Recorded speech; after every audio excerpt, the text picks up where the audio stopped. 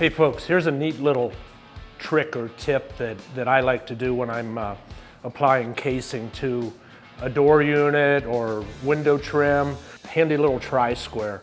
And I've got it set at about 3/16 of an inch. And what that is going to do is I'm going to put a couple marks on the edge of the door jamb and establish a reveal line or a reveal mark. And it's really as simple as something like that.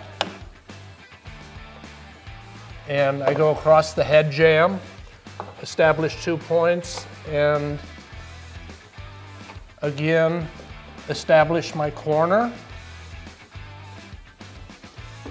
On down the jamb, and now when you get your casing pieces cut, you could actually measure for your casing off of this now. This is the reveal line that I'm referring to. It's a little bit of a standoff line. It establishes another architectural offset line.